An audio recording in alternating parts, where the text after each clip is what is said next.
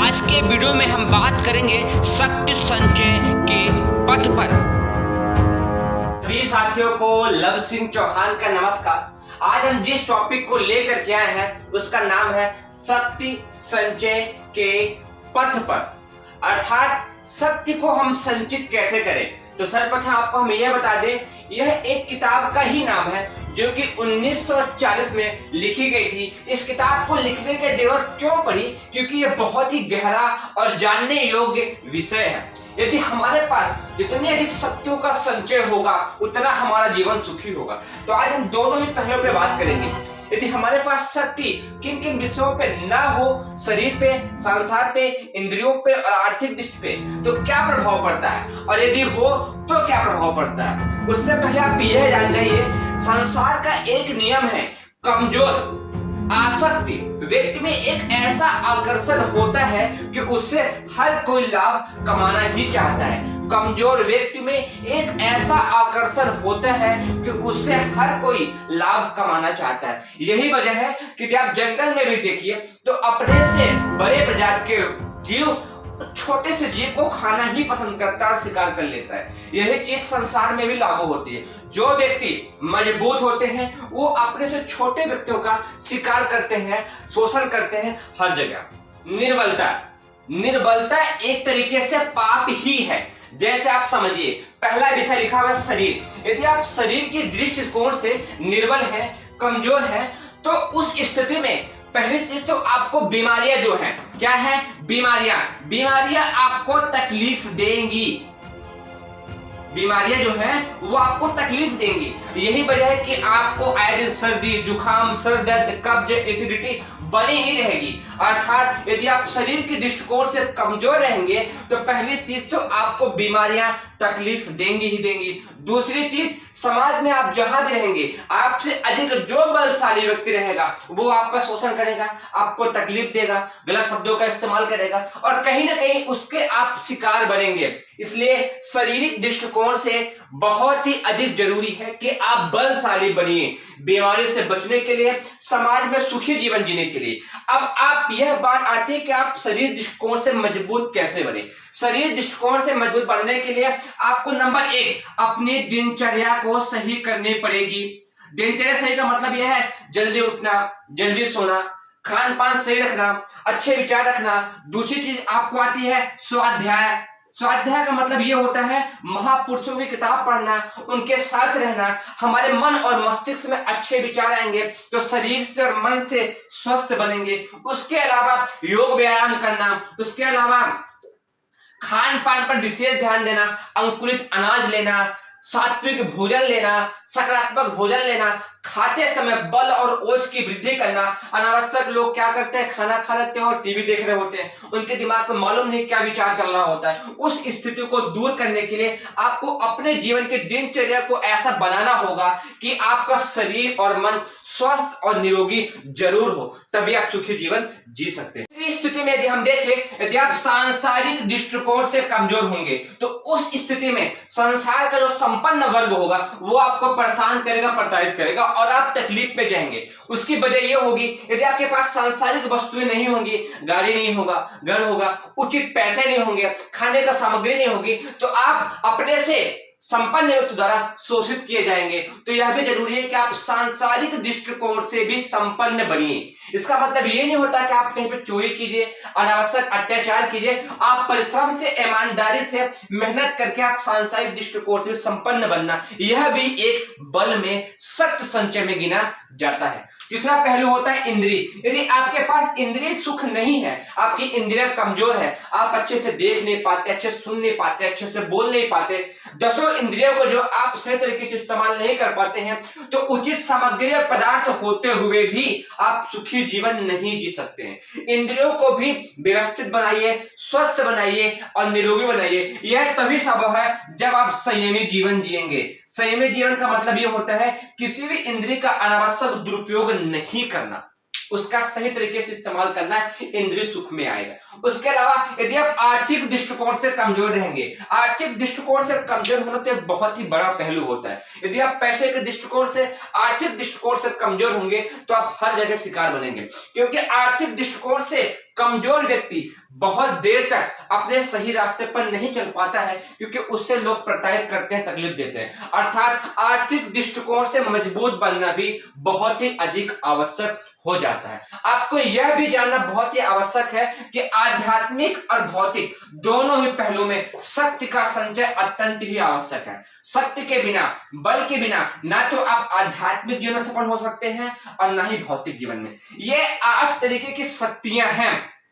8 शक्तियों के माध्यम से ही आप सुखी जीवन जी सकते हैं। यह 8 शक्तियां कौन कौन सी हैं, उससे हम कैसे बढ़ा सकते हैं, आइए हम चलते हैं उस मुख्य विषय की ओर। पहली शक्ति है स्वास्थ्य। स्वास्थ्य का अर्थ यह होता है, यदि आप शारीरिक दृष्टिकोण से, मानसिक दृष्टिकोण से स्वस्थ रहेंगे तो इस संसार में आपके लिए हर कार्य संभव हो जाएगा। स्वास्थ्य कैसे आएगा? जैसे मैंने आपको बताया, आपकी दिनचर्या सही हो, आपका खान पान सही हो, आपका रहन सहन सही हो, आपके स्वाध्याय शैली सही हो, आपका सत्संग सही हो, आपके मित्र सही हो, तो उस स्थिति में आप स्वस्थ हो सकते हैं। जब आप स्वस्थ हो जाएंगे तो आप इस संसार में कुछ भी कर सकने की शक्ति और सामर्थ्य विकसित करेंगे। वहीं यदि आप स्वस्थ नहीं रहेंगे तो आप यह समझ लीजिए कि सृष्टि में आप एक भार का जीवन जिएंगे। अर्थात इस सृष्टि के लिए तो आप भार रहेंगे, आप अपने स्वयं के लिए भी तकलीफ भरा जीवन जीने के लिए मजबूर ही रहेंगे। अर्थात स्वास्थ्य को विकसित करने का, शक्तिशाली बनाने का आप जरूर प्रयोग कीजिए। और इसको विकसित करने के लिए आप क्या किन बातों का ध्यान करना पड़ेगा?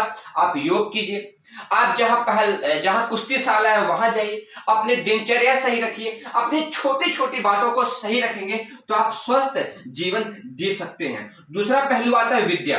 विद्या में आपको ध्यान देना पड़ेगा। शिक्षा और विद्या दो मेन पहलू हैं। शिक्षा के साथ साथ विद्या। शिक्षा का अर्थ ये होता है जो भौतिक शिक्षा है, आप गणित पढ़ते हैं, अर्थशास्त्र पढ़ते हैं, फिजिक्स पढ़ते हैं, केमिस्ट्री पढ़ते हैं, उन सब विद्याओं को स्ट्रॉन्ग करके आप अच्छी शिक्षा पाइए। उसके अलावा आपकी विद्या भी सही होनी चाहिए। विद्या सही होने का अर्थ है आपको जीवन जीने की सही कला भी मालूम हो, आपके सही दिनचर्या का जो अंग, महत्वपूर्ण अंग है, आपको यह पता हो इस संसार में हमें कौन सा कार्य करना है, कौन सा कार्य नहीं करना, क्या सही कार्य करने योग्य है, क्या नहीं है, क्या सही चिंतन शैली है, क्या नहीं है। अर्थात शिक्षा और विद्या दोनों ही पहलुओं को आप मजबूत बनाएंगे तो ही आप सुखी जीवन जी पाएंगे।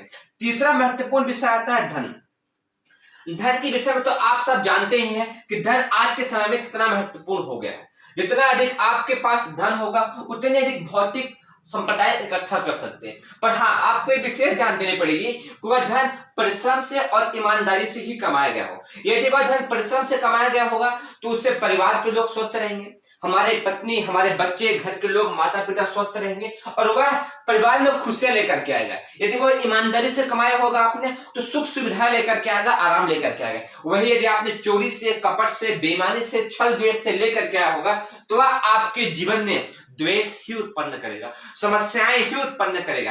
कहते हैं कि यदि मेहनत की कमाई से कमाया हुआ धन हो तो सुख आराम देता है, यदि वह बेईमानी से कमाया हो, किसी भी व्यक्ति से छल करके लिया गया हो तो वह सुख के बजाय दुख को ही उत्पन्न करता है, क्योंकि वह कर्म फल के सिद्धांत पे लागू हो जाता है। हम एक वीडियो इस पर भी बनाएंगे, कर्म फल किस तरीके से लागू होगा। फिलहाल तो आपको इस बात को अच्छे समझना होगा कि यदि आप बुरे तरीके से धन कमाएंगे या फिर बुरे तरीके से कोई संचय करने की इकट्ठा करेंगे तो वह आपके जीवन में बुरा परिणाम लेकर के ही आएगा। वैसी परिस्थितियां बनेंगी कि आप दुखी ही रहेंगे, अर्थात ईमानदारी से ही पाने की व्यवस्था करेंगे। अब चौथी शक्ति आती है व्यवस्था। यह जो शक्तियों का बात हो रही है, यह 8 शक्तियां बहुत ही महत्वपूर्ण शक्तियां होती हैं। इन शक्तियों को इकट्ठा करना एक बहुत बड़ा सुखी जीवन जीने का आधार होता है। व्यवस्था, व्यवस्था शब्द एक छोटा सा शब्द है लेकिन इसके पीछे बहुत ही गहरा विज्ञान है। व्यवस्था में पहला आता है प्रभाव डालना।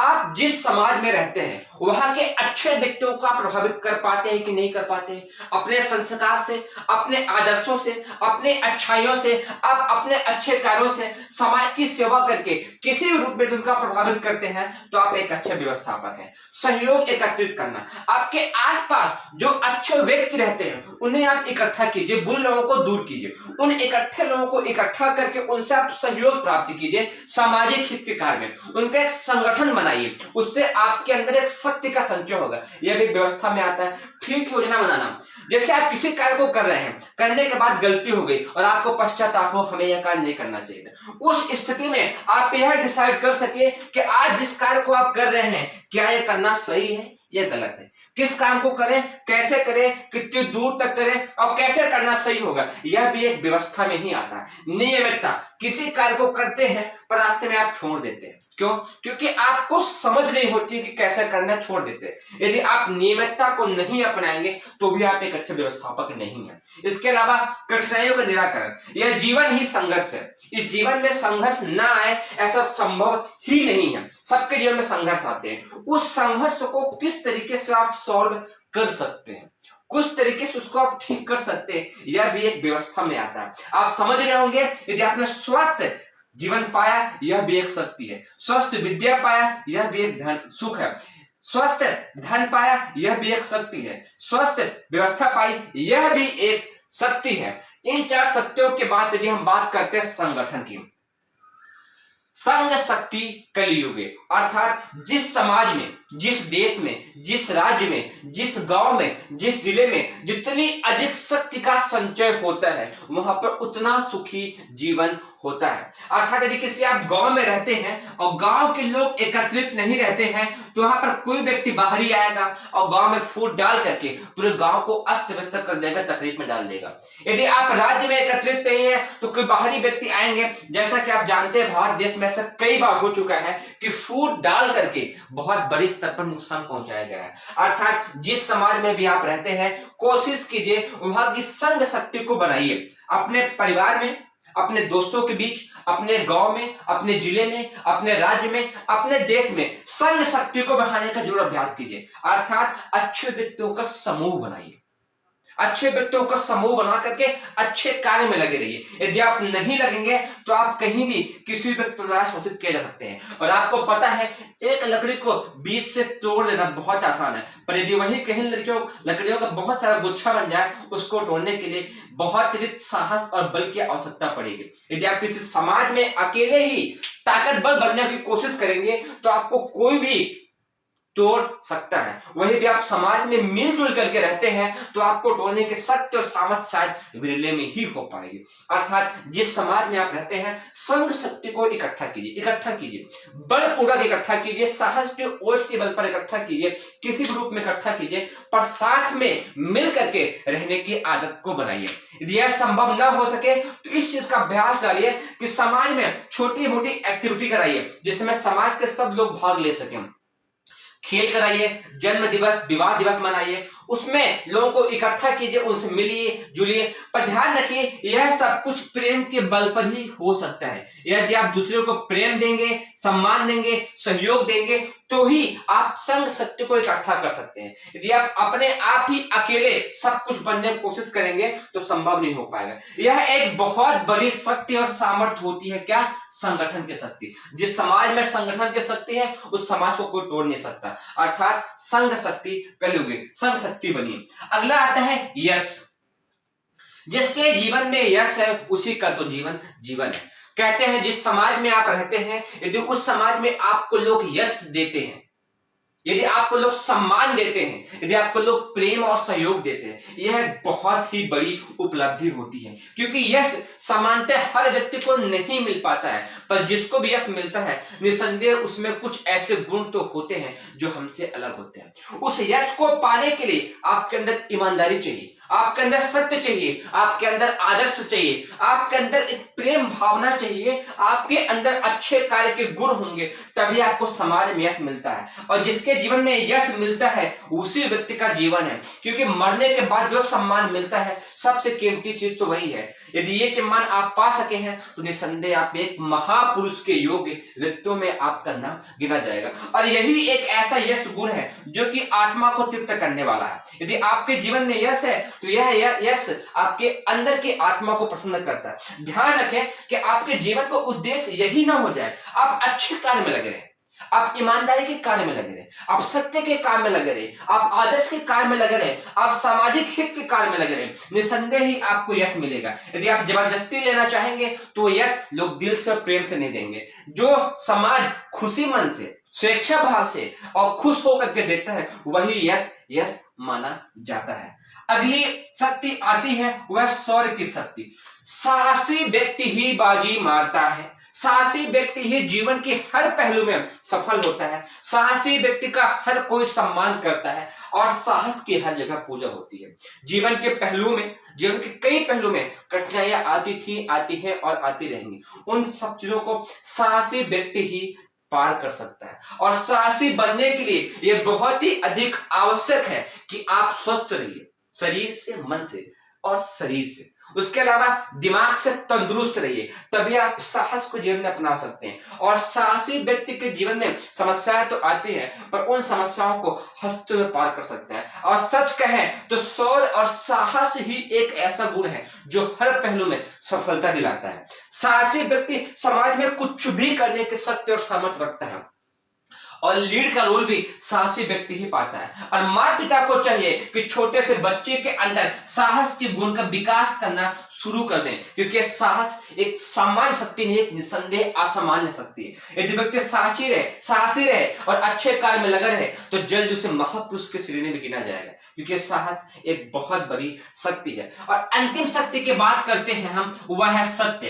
कहते हैं सत्य में 1000 हाथियों का बल होता है, अर्थात यदि आप सत्य हैं तो सत्य को कोई भी हरा नहीं सकता है। अकूट बल भरा होता है सत्य में। रामायण में भी देखिए सत्य की ही जीत हुई, महाभारत में देखिए सत्य की ही जीत हुई। सत्य में एक ऐसी शक्ति और सामर्थ्य है कि वह क्षणिक भले ही कुछ समय के लिए पराजित हो, लेकिन अंततः जीत सत्य की ही होती है। सत्य से बड़ा इस दुनिया में कुछ भी नहीं होता है। सत्य में 1000 हाथियों का बल होता है। और यदि आप जानना चाहते हैं सत्य के बारे में तो सत्य को आप एक बात याद रखिए कि जीवन के हर पहलू में आप सत्य भरा कार्य कीजिए। सत्य भरा कार्य आपके जीवन को सफल बनाएगा, अच्छा बनाएगा। तो आपने देखा स्वस्थ, विद्या, धन, व्यवस्था, संगठन, यश, शौर्य और सत्य, इन 8 शक्तियों के माध्यम से आप एक सामान्य मनुष्य होते हुए असामान्य मनुष्य का कार्य कर सकते हैं। अर्थात इन शक्तियों को संचित करने की कोशिश कीजिए। इसमें से जितनी ही अधिक शक्तियां आपके पास होंगी उतना ही अधिक आपके पास शक्ति और सामंजस्य स्थापित करने की ताकत भी होगी। अर्थात जिन शक्तियों को आप इकट्ठा कर सकते हैं, इकट्ठा करने की कोशिश पूरी शक्ति और सामर्थ्य के साथ कीजिए और शक्तिशाली बनिए। शक्तिशाली व्यक्ति इतिहास लिखने का शक्ति और सामर्थ्य विकसित करता है। यह वीडियो आपको कैसा लगा आप कमेंट करके जरूर बताइएगा।